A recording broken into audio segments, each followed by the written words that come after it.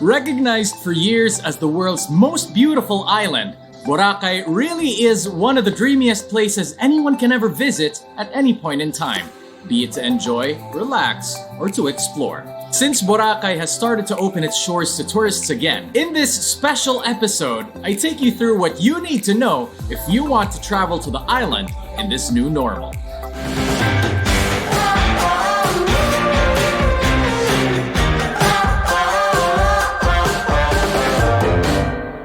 Welcome to Boracay, everybody! Kevin Lapena here. I'm a host and a travel and lifestyle writer.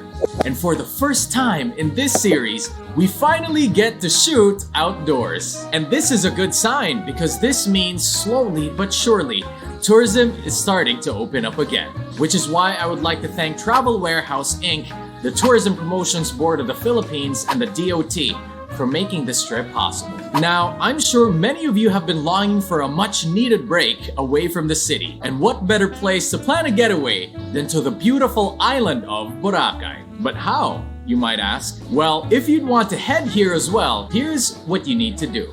First things first, book a flight. The earlier you book, the cheaper it's gonna be. Now's the best time to actually look for flights, as rates are much lower than they used to be. Check out Cebu Pacific, as they have daily flights to the island, and their flight staff have really good safety and sanitation practices. Book your stay at an accredited hotel.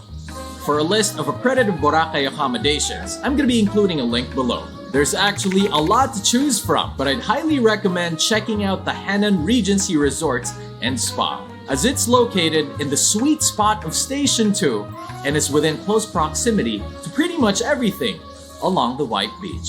So a night here starts around 3,000 pesos or $60 US. But for a more luxurious stay in the Station 1 area, Discovery Shores is always a good choice. Plus, I personally believe they offer the best sunset cocktails on the whole island. So a night at the Discovery Shores starts at around 15,000 pesos or about $300 US.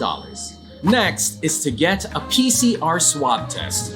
You must take this at least 72 hours prior to your trip, as results can take as long as 24 to 48 hours to be released. For testing sites, you may do a quick search online for clinics and medical facilities that offer PCR swab testing.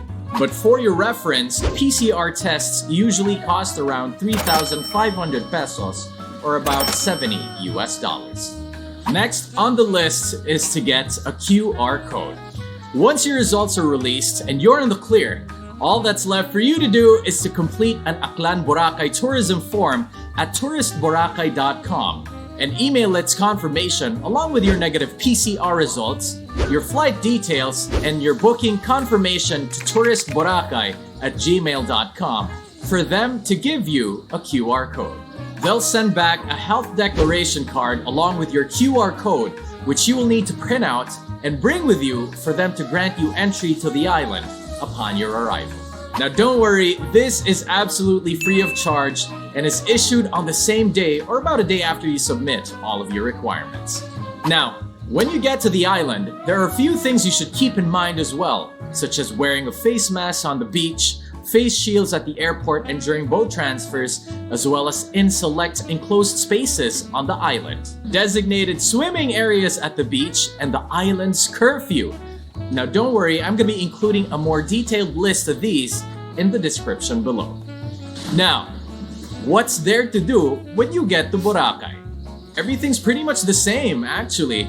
In terms of what you can do as a tourist in Boracay, it's surprisingly business as usual over here. You can eat and have coffee by the beach, you can enjoy happy hour at your favorite watering holes, and of course, you can just lay around and relax by the beach.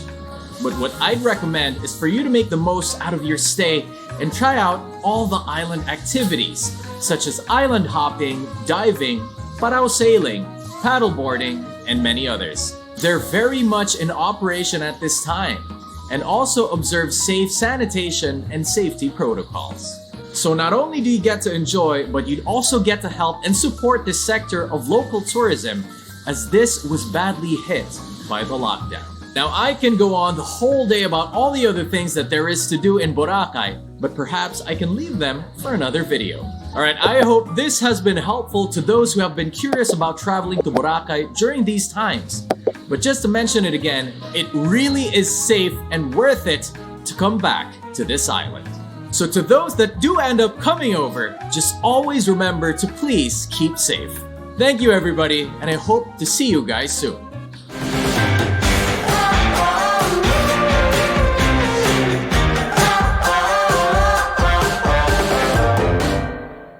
For those planning trips to Boracay, and perhaps anywhere else for that matter in the near future, I'd highly recommend you to plan your trips with Travel Warehouse Inc.